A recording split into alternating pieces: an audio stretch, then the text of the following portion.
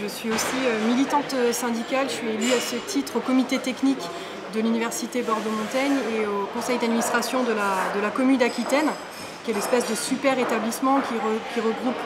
les différentes universités de Bordeaux et plusieurs établissements aussi et de grandes écoles de Bordeaux. Et le fait d'être militante syndicale me permet, au sein d'une grande institution républicaine qu'est l'université, de mesurer à quel point, depuis 20 ans maintenant, la destruction des services publics est en marche. Donc mon engagement politique, il est d'abord syndical et je suis arrivée à la France Insoumise lorsque Jean-Luc Mélenchon a lancé l'appel à la constitution de différents comités d'appui. J'avais d'ailleurs été candidate pour les législatives sur la 6e circonscription de Gironde, Mérignac, Saint-Médard-en-Jalles et puis les différentes communes qui sont autour. Je m'engage aujourd'hui sur la liste de la France Insoumise pour défendre notre programme au niveau européen puisque énormément de mesures sont prises par la Commission européenne et Emmanuel Macron s'échine vraiment à copier-coller toutes ces mesures qui sont prises au niveau européen. Donc l'Europe peut paraître un petit peu loin, sauf que vraiment on a les conséquences au jour le jour de la politique qui est mise en place. Donc moi qui travaille pour l'université, vraiment cette destruction programmée des services publics, je le vis au jour le jour, avec une très forte augmentation de personnel précaire, qui sont en CDD, qui sont en contrat, même qui sont contractuels, qui sont en chargé de cours. Et on estime qu'aujourd'hui, il y a à peu près un précaire sur deux à l'université. On pourrait décliner cette chose par rapport aux hôpitaux.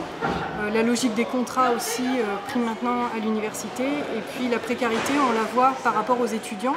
Donc la ville de Bordeaux est un cas parmi plein d'autres, mais les problèmes de logement étudiant, les problèmes de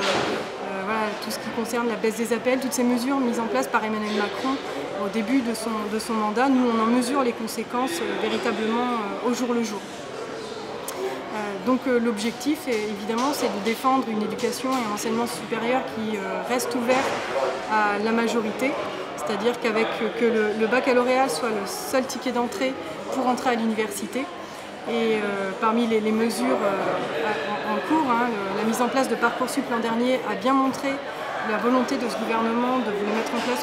vouloir mettre en place une sélection généralisée, sélection géographique, sélection également en fonction du milieu social dans lequel on vient, puisque on sait très bien que les plus précaires, celles et ceux qui ne sont pas accompagnés, qui n'ont pas une famille, qui connaît les rouages du lycée et les rouages de l'université, seront les moins bien accompagnés vers l'enseignement supérieur et la recherche.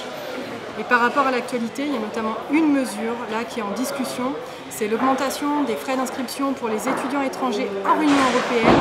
Cette mesure que même l'extrême droite n'a pas osé est en cours de discussion et la mobilisation en ce moment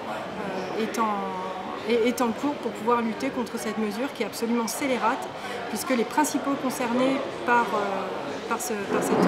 cette mesure sont des étudiants qui viennent d'Afrique et qui constituent énormément